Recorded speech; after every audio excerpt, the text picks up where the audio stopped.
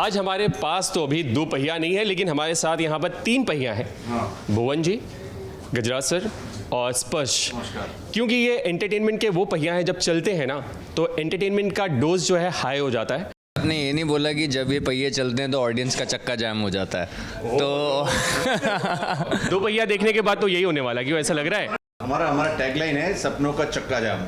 ये कार्ड आया है कल आपकी तरफ से, ये जरा बताएंगे क्या है? मतलब 7 मार्च को जरूर आइएगा, सब परिवार आइएगा। रोशनी झा वेड्स कुबेर त्रिपाठी। खुशियों से भरा है आंगन, फूलों से सज गई है महफिल। तड़कपुर के निवासी हैं बेहद उत्साहित क्योंकि होने जा रहा है रोशनी की शादी में शामिल। प्राइम वीडियो आप सबको सादर आमंत्रित करता है इस मधुर बेला पर। रोशनी झा वेड्स कुबेर त्रिपाठी। लेकिन लगता नहीं कि रोशनी की ज़िंदगी में अंधेरा लाया है इन्हीं ने? हाँ, अमावस वो है भाई। जी मैं हूँ सर अमावस। मैं तो जो रोशनी उनके का जीवन में बबूल हूँ। कुछ वक्त के लिए अंधेरा लेकर आया था, लेकिन एक क्रूर व्यक्ति की वजह से फिर वो अंधेरा उन्होंने दूर कर दिया, क्योंकि काफ़ी प्रोटेक्टिव और पॉजेसिव है अपनी बेटी को लेके एक व्यक्ति इस टेबल पे जो बैठे हैं शो में हमारे। तो अब देखिए आगे जनता जब देखेगी उनको समझ में आएगा कि कैसे जवान लोगों के ऊपर जुल्म हुआ है हमारे शो में। कोई जुल्म नहीं हुआ है। बेसिकली हमारा गांव जो है वो 25 साल से क्राइम फ्री था। धड़कपुर कभी कोई क्राइम नहीं हुआ और पहली बार यहाँ पर एक क्राइम हुआ है, और जो हमारी बिटिया की शादी के लिए दुपहिया आया था वो गायब हो गया है। अब किसने चुराया है नहीं चुराया है, ये इस पे मुझे शक है बहुत ज़्यादा। अमावस पे ये इस तरह की करतूतें होती हैं इसकी, और ये मेरा बेटा है लेकिन ये भी निखट्टू है, मुझे इस पर भी शक है। तो ये लेकिन अब हमको 7 मार्च को हमें पता चलेगा कि किसने गायब किया है इसको। फर्जी में आपने इतना लाखों करोड़ों अरबों का हेरा फेरी की है, इसमें छाता कौन चुराता है भाई? सर ये वही होता है ना, चोर के घर में चोर। तो ये वैसे वाली बात है कि मतलब कर्मा जिसे कहते हैं कि जो कुकर्म मैंने फर्जी में करे उनका पश्चाताप मुझे यहाँ पे करना पड़ रहा है। तो एक हमारे बुजुर्ग व्यक्ति हैं जिनका छाता मेरे से गलती से हाथ में आ गया था, बस वो वापस लेना चाह रहे हैं। चोरी नहीं किया था हमने, वो हाथ में आ गया था, ऐसे पड़ा हुआ था, ऐसे पकड़ लिया और रख लिया उन्होंने, बस। बिल्कुल सही बात है, आपका सवाल उनकी तरफ डायरेक्टेड था इनफैक्ट, क्योंकि फर्जी में यही चुरा रहे थे, अब भी यही चुरा रहे हैं। जामताड़ा में आपने कम नहीं किया है। आपका नंबर यार हम लोग सब चोरी रह गए लाइफ में। आप दोनों ये हमारी शक्ल पे चोर लिखाया गया, मतलब कास्टिंग डायरेक्टर देखते हैं अरे ये तो चोर है। ये भी थे लूट केस में। नहीं, लेकिन मेरा तो सामान चोरी हुआ था, मेरा सामान चोरी हुआ था, मेरा सूटकेस चोरी हुआ था। लेकिन क्या है कि एक्टर होने के नाते ना, कलाकार होने के नाते जो आपके सपने होते हैं और आपके माँ बाप के सपने होते हैं, जैसे मेरे माता पिता चाहते थे कि मैं डॉक्टर बनूं, इंजीनियर बनूं, नहीं बन पाया। लेकिन अब यहाँ पर मैं डॉक्टर बन जाता हूँ, इंजीनियर का रोल नहीं कर पाया अब तक, डॉक्टर मैंने शायद कर लिया है। और तो बड़ा बड़ा सुकून होता है कि आप अलग अलग किस्म के किरदार यहाँ पे कर पाते हैं, अलग अलग जिंदगियाँ जी पाते हैं। भैया आप लोगों ने जब ये चलाया होगा या फिर पहली बार का वो एक्सपीरियंस कि आप गिर गए या कुछ वो एक्सपीरियंस अगर शेयर करना चाहें तो। मुझे याद है कि मैं शायद 8th या 9th क्लास में था और पापा की बाइक थी, तो पापा की बाइक लेके पापा कहीं काम पे गए थे और मैं चुपके से लेके निकल गया था। डिस्कवर बाइक थी उनकी, तो बाइक चला रहा था मैं बहुत तेज़ी से और 2 कुत्ते लड़ रहे थे फुटपाथ पे। वो लड़ते लड़ते रोड पे आ गए और उनको बचाने के चक्कर में मुझसे गाड़ी स्लिप हो गई।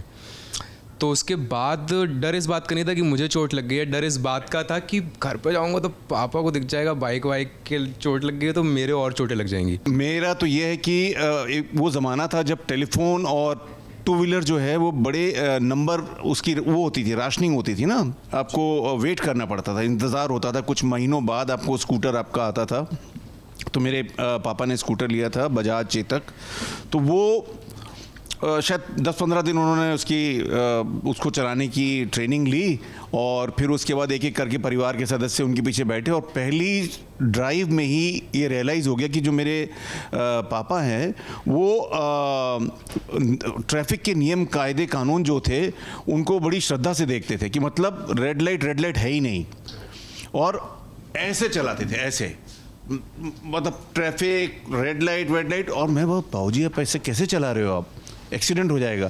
तो उनका ये मानना होता था कि जो गाड़ी वाले हैं, दूसरी गाड़ी वाले, व्हीकल वाले हैं, उनको भी तो अपनी गाड़ी की चिंता होगी, उनको अपनी जान की चिंता नहीं होगी।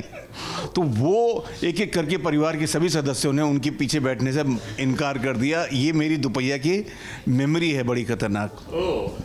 कलीम भाई, मेरा पहला जो याद है दोपहिया को लेके, मैं बहुत छोटा था, मेरे पिताजी के पास भी एक बजाज सुपर का स्कूटर होता था। और आम तौर पे जैसे आपने देखा होगा, अब तो शायद कम देखने को मिलता, बट उन दिनों में क्या होता था कि जो घर के मर्द होते थे वो स्कूटर चलाते थे, औरतें पीछे कर बैठा करती थी, और जो घर का छोटा बच्चा होता था वो आगे खड़ा हुआ करता था। तो मुझे अभी भी याद है, हम हर सुबह उठ के अपने घर से मंदिर जाया करते थे, पापा मुझको लेके, और मैं आगे खड़ा होता था स्कूटर पे, और एक हवा का झोंका जो सुबह सुबह बढ़िया दिल्ली में हमें लगता था, उस छोटे बच्चे को ऐसा लगता था कि वो उड़ रहा है, क्योंकि उसके आगे कुछ नहीं होता था। स्कूटर का हैंडल यहाँ पे आता था और मैं ऐसे देखता था और वो उड़ रहा है। वो फीलिंग मैं बहुत मिस करता हूँ। मैं जैसे जैसे जैसे जैसे बड़ा होता गया, मेरी हाइट बढ़ती गई, मैं स्कूटर की पीछे वाली सीट पे आ गया। गाड़ी की बात आती है, दो पहिए की, लड़के बहुत पैशनेट होते हैं गाड़ियों को लेकर। तो कौन सी गाड़ी आप है, या फिर बचपन में ऐसा सोचा करते थे कि ये गाड़ी मेरे पास ज़रूर होनी चाहिए और उससे किसी को शेयर नहीं करना चाहते थे? पहला जो मेरा फैसिनेशन हुआ था वो शोले फिल्म में जो दोपहिया था, जिसके साथ वो होती है, क्या होती है, कैरेज होती है, वो उसने मुझे बड़ा फैसिनेट किया था कि ये, और क्योंकि उसमें कलाकार जो थे जिस तरह से वो, और वो कैरेज जो निकल जाता है फिर आ जाता है, तो कई बहुत लंबे समय तक तो मुझे लगा था कि कैरेज ऐसे ही होते हैं कि निकल जाते हैं और फिर आते हैं, जीपीएस लगा होता है। तो वो एक चीज़। और मैं बचपन में जब गर्मियों की छुट्टियों में गांव जाता था, ननिहाल ख़ास तौर पर, तो वहाँ पे जो मेन रोड से गांव हमारा तकरीबन 6-8 किलोमीटर दूर था, मेरे नाना जी बैलगाड़ी तैयार करवा के लेकर आते थे, और उस बैलगाड़ी का जो सफ़र होता था वो मेरे सपनों में, मेरे जहन में आज भी है कि इतना धीरे चल रहा होता था। बैलों के गले में बंधे हुए घुंघरू वो बज रहे होते थे, बीच बीच में बैल गोबर कर रहे होते थे, वो हो रहा है। और जो गांव देहात जो है उसका सिनेरियो आपके सामने स्लो मोशन में गुजर रहा होता था। जैसे हम देख रहे हैं दोपहिया में दोपहिया ही चोरी हो जाती है आपकी, तो क्या आपने कभी कोई भी छोटी या बड़ी चीज़ चुराई है? मेरी तो हिस्ट्री आई थिंक ये तो इनकी किस्मत ही खराब है। एक फिल्म के अंदर इनकी पत्नी गुम हो गई, दूसरे में लापता हो दोपहिया गुम जाती हो है। गया। सर, एज भाई सेड, हम चीज़ें खोकर ऑडियंस का प्यार पाते हैं। क्या बात है, वाह। जब छोटा था सर, तो मेरे घर के बाहर, वो आपने याद होगा, वो ऑरेंज कैंडी वाले रेडी पे आते थे, फेरी वाले, तो मेरे को बहुत शौक था वो खाने का, खास करके वो जो इमली फ्लेवर वाली, कोला फ्लेवर वाली आती थी, तो मेरे को बहुत पसंद था। तो एक बार 2 बार ऐसा हुआ था कि मेरे पास पैसे नहीं थे, तो मैंने वो टॉफ़ी की वो पैकेट 1-2 बार उठा लिए और रख लिए। अच्छा, गज़ब की बात ये है कि वो जो फेरी वाले थे उनको पता था कि मैं चुरा रहा हूँ, पर उन्होंने भी मुझे चुराने दिया, ये सोच के कि बच्चा है, उसकी खुशी इंपॉर्टेंट है। मैं बहुत परेशान था, बहुत दुखी था, मेरे जीवन में कोई सुख नहीं था, फिर आया दोपहिया। मेरी आंखों में हमेशा आंसू आते रहते थे, हर बंदा मुझे टिश्यू पकड़ा जाता था, कहीं मुझे रोतलू भी कहने लगे थे। फिर 7 मार्च को मैंने अमेजॉन प्राइम वीडियो पे देखा एक नया शो, दोपहिया। अगर आप भी हंसना चाहते हैं तो तुरंत जाइए और देखिए अमेजॉन प्राइम पे दोपहिया।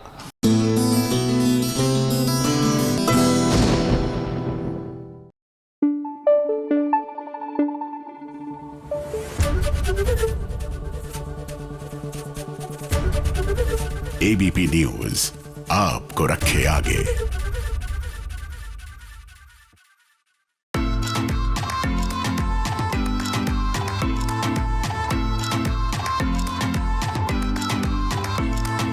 पहले मैं बहुत अमीर हुआ करता था, और मैं उस अमीर की पत्नी हुआ करती थी, पर आज हम दोनों गरीब हो चुके हैं। आपकी माँ के चक्कर में। इस चक्कर में मैं और अबीरा दोनों घन चक्कर बन चुके हैं। अब इन हाथों ने कलम की जगह झाड़ू उठा लिया है, और मैं भी अपने पति के साथ झाड़ू वाली बन गई हूँ। पहले हमारे पास नौकर चाकर गाड़ी बंगला सब था, लेकिन अब हम मकड़ी के जालों को साफ कर रहे हैं ताकि रात में हमें अच्छी नींद आ जाए। कोई बात नहीं अबीरा, कोई बात नहीं, दिन ही तो हैं, गुजर जाएंगे। दिन कैसा भी हो आखिर वो गुजर ही जाता है। अबीर और अरमान दोनों ने अपना नया आशियाना ढूंढ लिया है, जहां दबे दबे पांव सी हौले हौले ये जिंदगी और थोड़ी सी हंसी लेकर आने वाली है। अबीर और अरमान ने कभी झाड़ू तक हाथ नहीं लगाया था, लेकिन किस्मत ने उन्हें इस मोड़ पर लाकर खड़ा कर दिया है, जहां दोनों राजा से रंक वाली जिंदगी गुजार रहे हैं।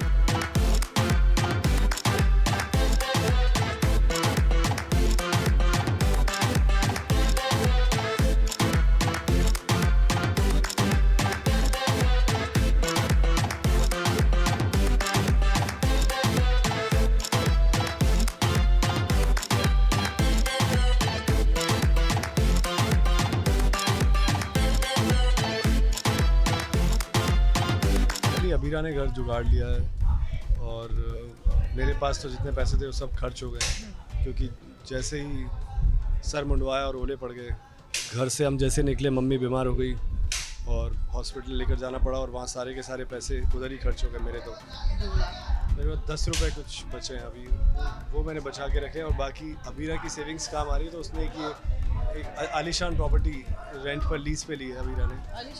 हाँ, इस मोहल्ले के हिसाब से तो ये बहुत बड़ा फ्लैट है, तो उसको सफाई में हम लगे हैं अभी एंड अपनी दुनिया बनाएंगे इसमें अब रहना लायक। मैं तो बहुत पॉजिटिव हूँ। मुझे तो लग रहा है कि सिल्वर लाइनिंग ये है कि पोदार फैमिली और पोदार हाउस था, उसमें मेरी तो एंट्री नहीं थी, मैं तो दूर ही रह रही थी, तो छोटा घर है या जो भी एटलीस्ट साथ में रहेंगे। पोदार हाउस से निकलते ही अरमान की मां बीमार हो गई थी, जिसके बाद अरमान की सारी सेविंग्स खत्म हो चुकी थी।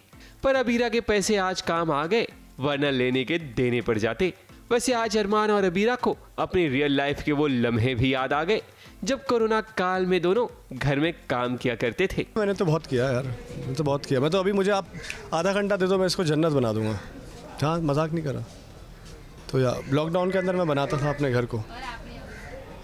मैंने लॉकडाउन में ही सबसे ज़्यादा काम किया है। मैं बाथरूम धोती थी, मेरी बहन टॉयलेट धोती थी, मैं झाड़ू लगाती थी, वो पोछा लगाती थी, कभी मैं पोछा और झाड़ू दोनों, बट कोविड में ही ज़्यादा काम किया। अरमान और अबीरा की मुश्किलें दिन ब दिन बढ़ती जा रही हैं, लेकिन जहां अबीरा जैसी स्ट्रॉन्ग पार्टनर हो, वहां हर परेशानी का सामना डट कर किया जा सकता है। मुंबई से प्रिया धावड़े के साथ एबीपी न्यूज़ रिपोर्ट।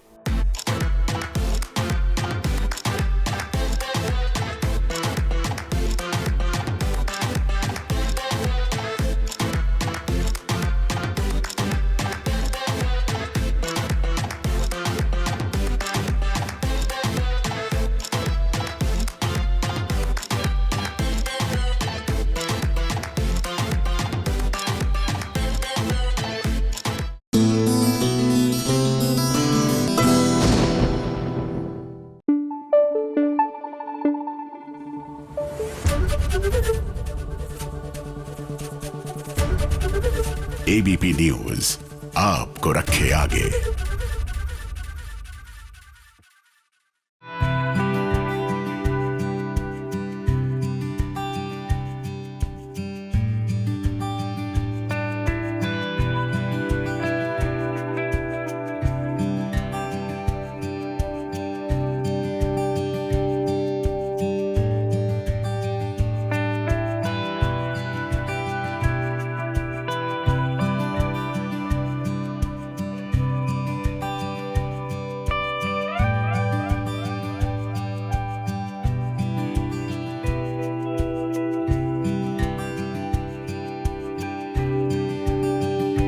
दिग्विजय की दुल्हन बनने के लिए तैयार हो रही है रानी।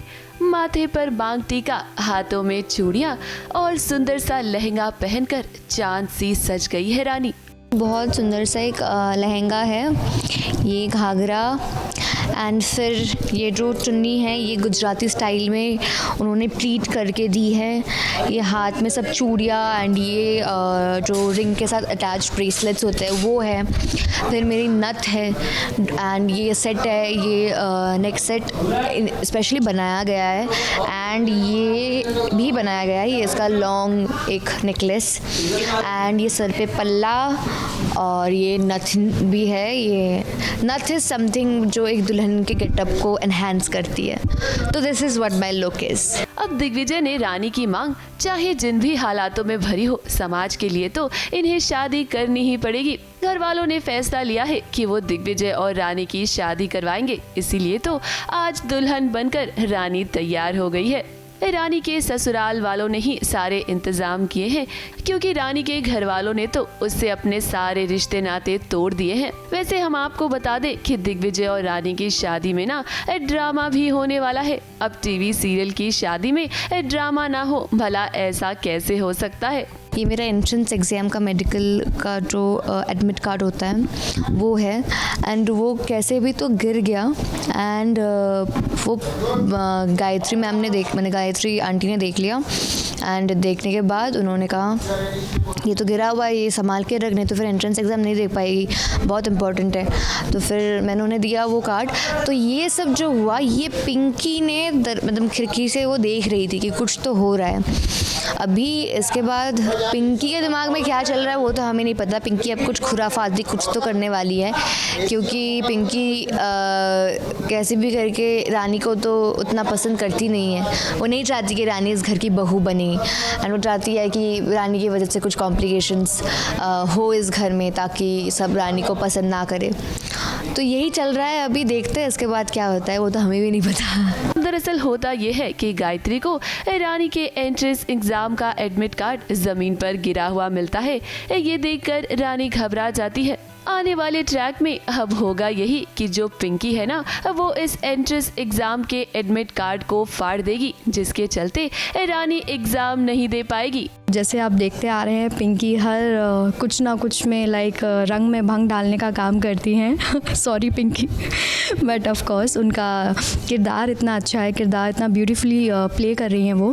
एंड सो यहाँ पर भी पिंकी कुछ करने वाली हैं धमाका, कि जो रानी है उसका जो एंट्रेंस एग्ज़ाम का एडमिट कार्ड है वो मिस हो जाएगा और फिर रानी उसको ढूंढेगी।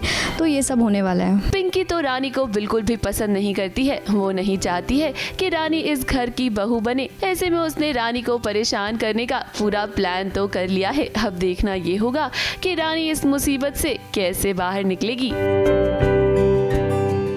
मुंबई से सुजीत मिश्रा के साथ एबीपी न्यूज रिपोर्ट।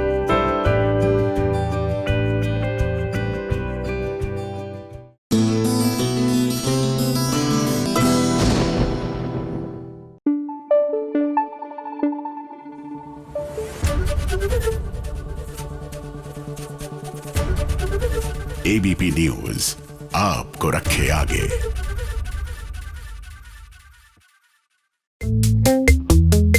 ये क्या है? तो भिखारियों को भी घर लाने लगा है। ये अपना वो जो भी हो ना, 2-5 रुपए दे के बाहर निकालो उसको। आप पहले जान लीजिए कौन है फिर। आई क्या बोलता है? माई माई अन्ना देगा माई, ऐसा बोलते हैं बाहर रास्ते पे बैठ के।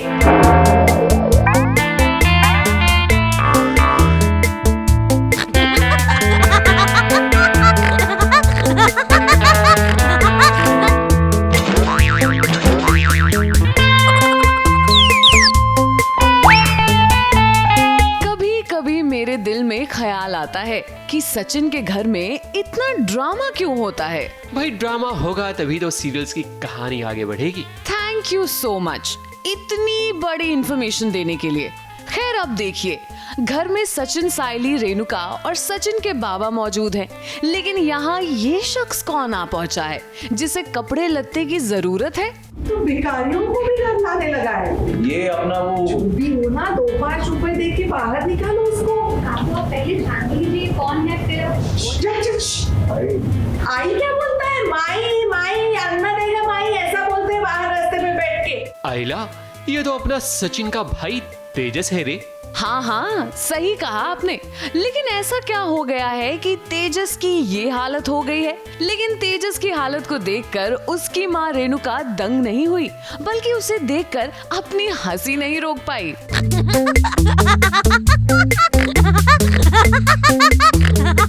अरे भिखारी बन गया यार। मतलब उसको किसी ने बोला कि अगर भीख मांगेगा तो उसे 14 लाख मिल जाएंगे जो उसे चाहिए कनाडा की नौकरी करने के लिए, जो कि नौकरी उसकी है भी नहीं। मतलब उसे वो नौकरी मिलेगी तब जब वो 14 लाख भरेगा वो एजेंसी को। And it's very funny to see कि यार मतलब इतना एजुकेटेड बंदा किसी भी स्वामी जी या बाबा की बात सुन के भीख मांगने बैठ गया मंदिर के बाहर।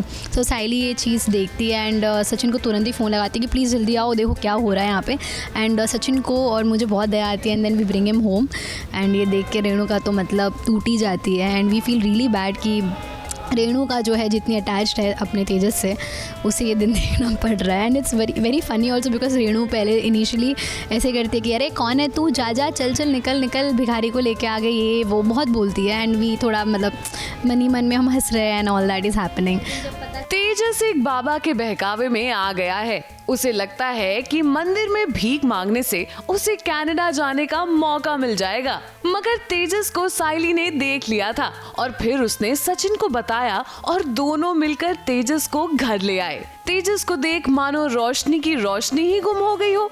बहुत रोई, रेणु भी रोई और हम लोग बस यही सोच रहे कि यार मतलब इंसान कैसे होता है। एक तो पहले उसको काम नहीं करना, काम मिल रहा है तो उसके पास पैसे मांग रहे हैं और पैसे मांग रहे वो भी लाखों में। एंड ही रियली थिंक्स कि घर को गिरवी रख के हम उसे 14 लाख दिलवाएंगे या उसकी वजह से उसे नौकरी मिलेगी। जो इंसान हाँ भीख मांगने से, और जो इंसान इतने सालों से एक नौकरी पर टिक नहीं पाया है, वेटर से लेके कितना भी अच्छा काम क्यों ना दे दे, वो कैसे मतलब ये सब चीज़ें मैनेज करेगा। सचिन और साइली ने अच्छा किया कि तेजस को घर ले आए ताकि रेणुका को भी सच का पता चल सके, वरना फिर से सचिन और साइली पर एक और इल्जाम लग जाता।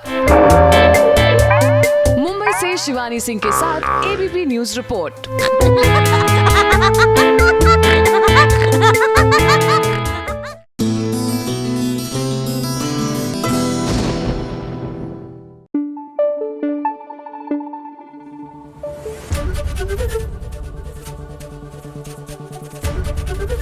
एबीपी न्यूज आपको रखे आगे।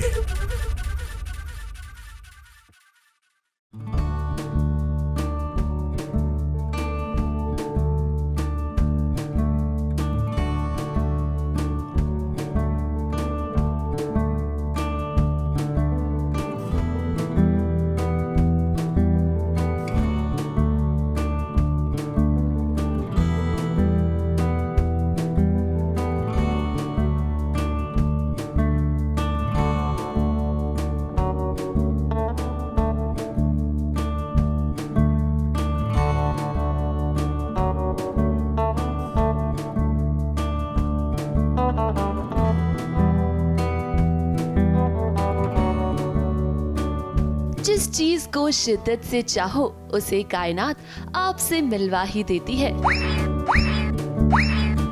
जिस तेजस्विनी को कब से ढूंढ रहा था नील, वो आज उसके सामने आके खड़ी हो गई है। जिसका इंतजार था वो आ गई। आपको हमारी जूही पसंद आई?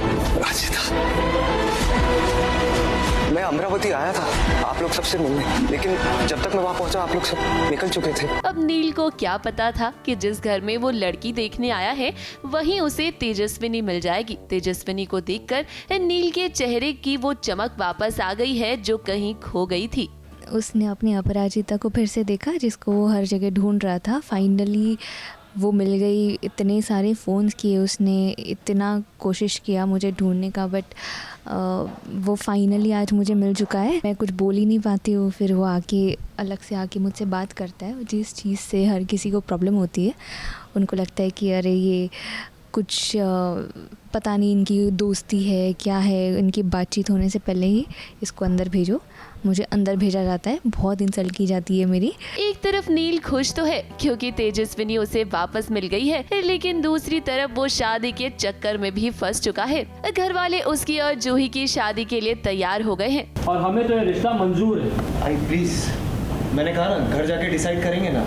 पर सबको ये पता ही नहीं है कि नील तेजस्विनी से प्यार करता है, और ऊपर से तेजस्विनी के बाबा ने भी तो नील से वादा लिया था कि वो तेजस्विनी से शादी करेगा। ऐसे में बेचारा नील तो फंस चुका है। का ये है कि मेरी फैमिली को मैं ना नहीं बोल सकता, बट मुझे शादी करनी भी नहीं है क्योंकि उसका दिमाग अभी अपराजिता पे अटका हुआ है, क्योंकि उसने इतने दिनों से देखा नहीं उसे। मेरे बाबा ने मरते मरते फ़ोन करके बोल दिया कि तुम्हें इससे शादी करनी है। तो क्या ये चीज़ वो सीरियसली लेगा? क्या वो सच में शादी करेगा किसी भी हालत में? क्योंकि मेरे बाबा बोल चुके हैं। या क्या वो जूही से शादी करेगा, वो तो आप ही देखोगे। तेजस्विनी का परिवार भी आज नील से मिलकर बहुत खुश हुआ है। नील को तो अभी तक ये पता ही नहीं है कि तेजस्वी किन हालातों में यहाँ रह रही है। लक्ष्मी तेजस्विनी पर कितने अत्याचार कर रही है। काकू सास, कहाँ की काकू सास? तुम्हारा हमारा कोई रिश्ता नहीं है। इनका रिश्ता हमारे परिवार से जुड़ रहा है, तुम्हारे से नहीं। तुम इसकी कुछ नहीं लगती हो।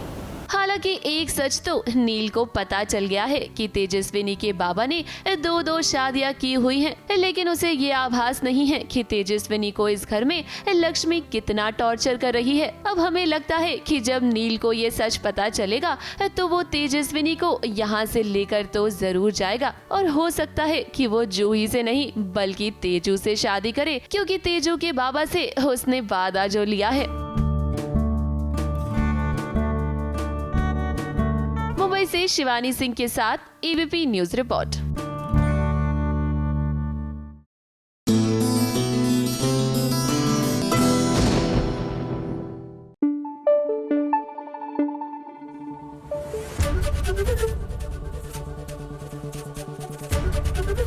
एबीपी न्यूज आपको रखे आगे।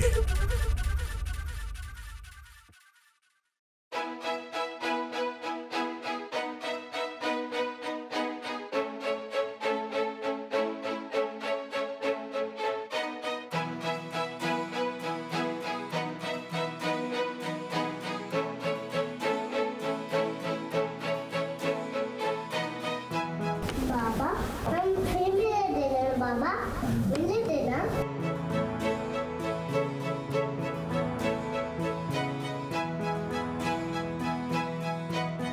वीरा के साथ आप घर जाओ, मैं हमसे वहीं आके मिलूंगा।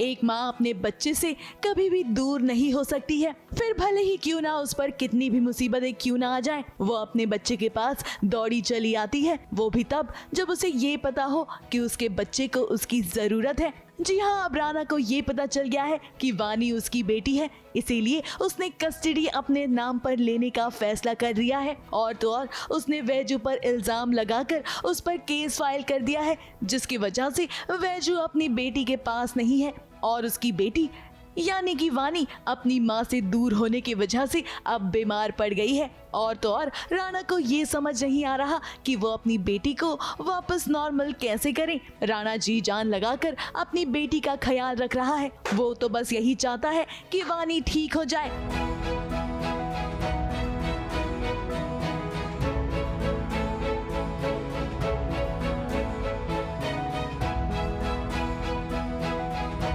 जया बार बार राना को ये समझाती आई है कि बच्चों की खुशियों में ही अपनी खुशियों को ढूंढना चाहिए, और राना अब ये बात फाइनली समझ चुका है कि वानी अपनी माँ यानी कि वैजू के बिना नहीं रह सकेगी। जब तक वो ये बात को समझता तब तक वैजू अपनी बेटी के पास पहुंच जाती है, और वैजू को वानी के पास देखकर वो ये समझ गया है कि बच्चों को वाकई में दोनों ही पेरेंट्स की जरूरत होती है। तो फाइनली जाकर अब उन्हें पता चला है, क्योंकि मिलिंद ने खुद आकर बताया है कि वो आज भी दादा से ही प्यार करती है और वो जो बच्ची है वो दादा की है।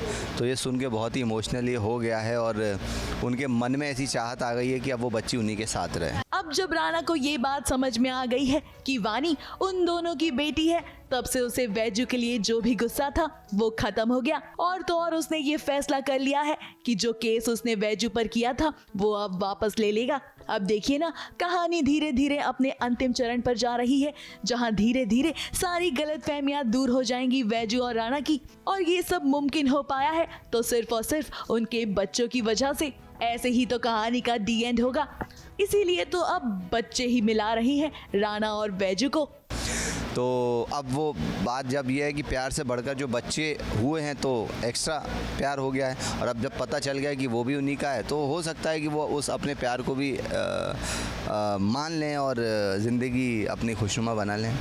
मुंबई से शिवानी सिंह के साथ एबीपी न्यूज़ रिपोर्ट।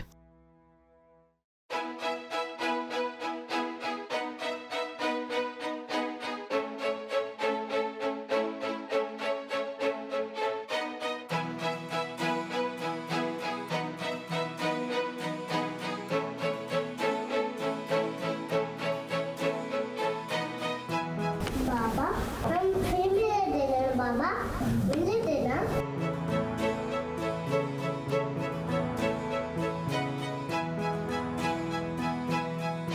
जितना भी रह के साथ आप घर जाओ, मैं हमसे वहीं आके मिलूंगा।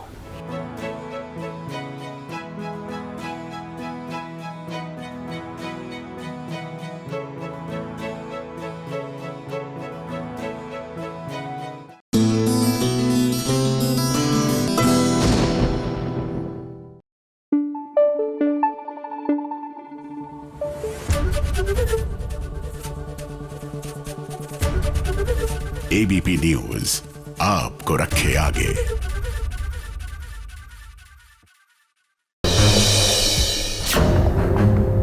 ऐसे मेरे चाबी की तूने मेरे से बोल, धोखा दिया था कि नहीं तूने? भागा था ना तू? बोल, है कि नहीं? है कि नहीं? है कि नहीं? है कि नहीं? बोल, बोल, ऐसे मेरा किया था कि नहीं? बोल, किया था कि नहीं? सच बोल, बता दे, बता दे। मार दूंगा तुझे। बोल, यहाँ आने से पहले तू कहाँ था? लगा शौक इसको। तुझे तो आज शौक लगेंगे, लगेगा तुझे आज ये। आज तुझे शौक मिल क्या रहेगा? टीवी की दुनिया में जब सच पता लगाने का कोई तरीका ना हो, तब राइटर सच सामने लाने के लिए हमेशा ऐसा ही सीन लिखता है। अर्जुन आज मनोज का लाई डिटेक्टर टेस्ट कर रहा है। वो उससे ढेर सारे सवाल कर रहा है ताकि ये सच पता लगाया जा सके कि सच में मनोज का दिमाग अब एक बच्चे जैसा हो गया है या फिर वो नाटक कर रहा है।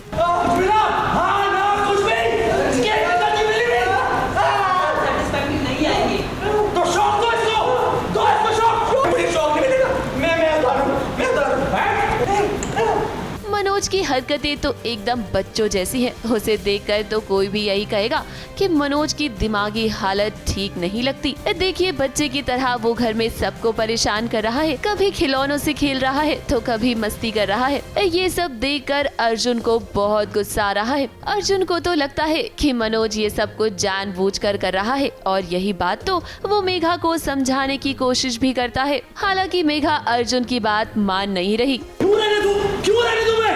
इसने हमेशा तुम्हें टॉर्चर किया है। इसका जब मन करता जो करना कर सकता है, मैं नहीं कर सकता। What nonsense is this? मालूम है, कोई पूछने भी नहीं आएगा इसको। वो खूनी है, तुम खूनी नहीं।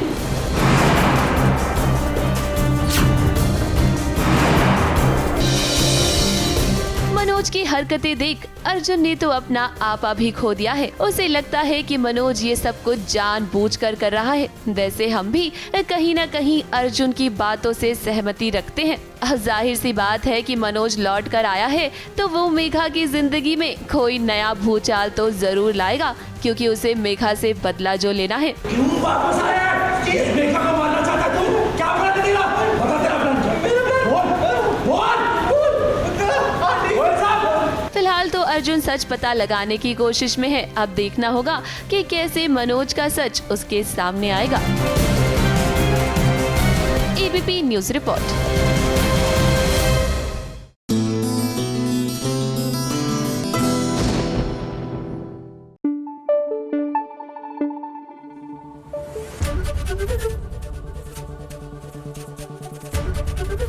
एबीपी न्यूज आपको रखे आगे।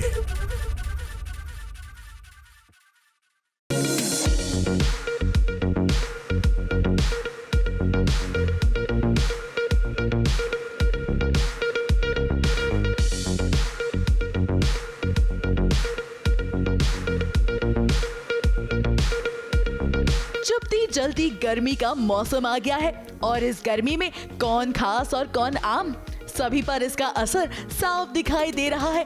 अब इस गर्मी भरे मौसम से टीवी स्टार्स भी बच नहीं पाए हैं, मगर इनके पास अपने खुद के घरेलू नुस्खे हैं और आज हमने सोचा क्यों ना इन स्टार्स से गर्मी से बचने के कुछ टिप्स लिए जाएं। सुबह से आज बहुत गर्मी में हम शूट कर रहे हैं, तो सुबह से हमें नींबू पानी, ठंडा पानी, फिर ये सब बहुत कुछ हमें प्रोवाइड किया गया है आज। So just do one thing, ORS और वो सब रखिए, keep your self hydrated, lemonade पीजिए। यही मैं करती हूँ जो आप I think everybody would be doing. हमारा ना बहुत, हमारा जो काम है तुम्हें लगता होगा अब हमारे काम जैसा किसी का काम ही नहीं है। अब कंटिन्यू अगर डे लाइट में 4 दिन की शूटिंग है ना, तो 7 बजे 7 से 7 हम लोग कंटिन्यू धूप में जल पक रहे होते हैं, काले भी होते तो उस समय आप कुछ भी कर लो, कितना भी सनस्क्रीन लगा लो, कितना भी हाइड्रेट हो लो, कुछ नहीं होगा। आपको अपनी विल पावर को मजबूत रखनी पड़ती है।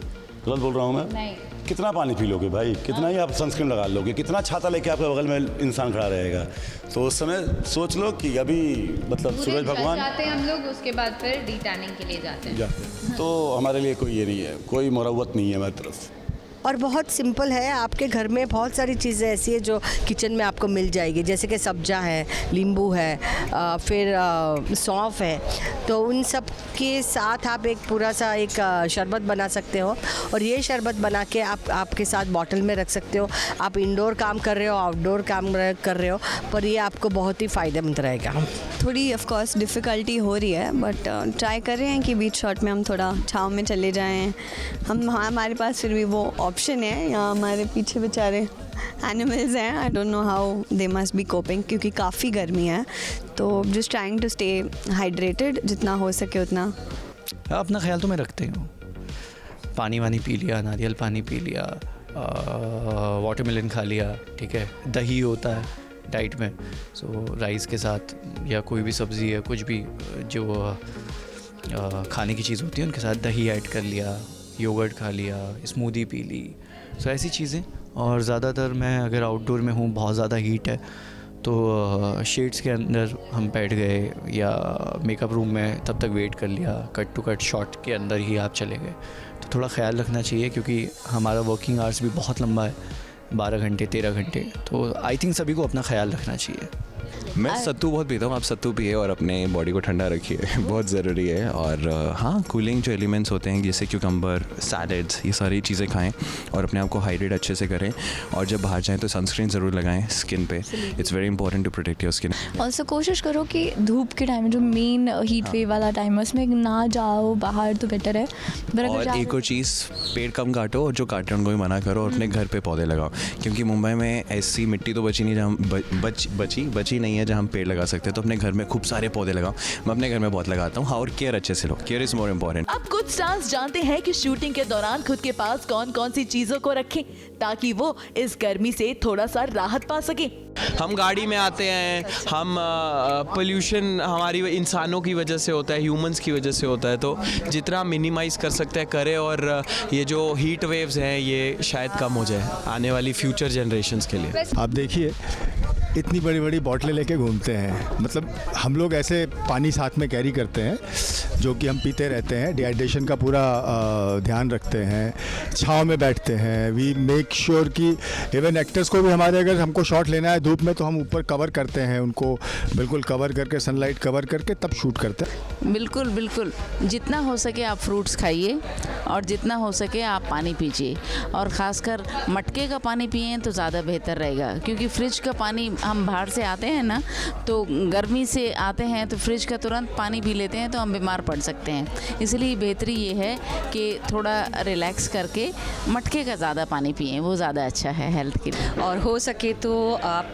मिंट डालिए, एक आंवला, मिंट, और उसमें क्या बोलते हैं, खीरा, थोड़ा आधा खीरा ले लीजिए, थोड़ा सा अदरक डाल लीजिए, उसे पीस के, या तो ऐसे पी सकते हैं डायरेक्ट लीजिए, नहीं तो उसे छान कर पी लीजिए, क्योंकि मिंट ना जो है पेट को और आपकी स्किन को ठंडा रखेगा, तो आपकी स्किन भी प्रिवेंट करेगा।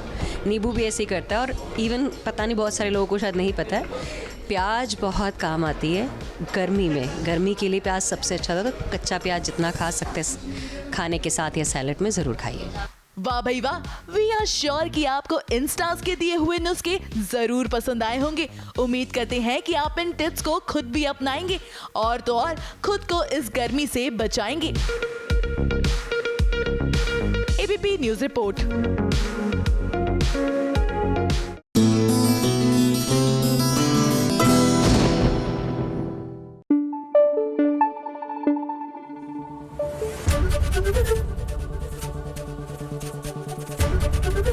एबीपी न्यूज आपको रखे आगे।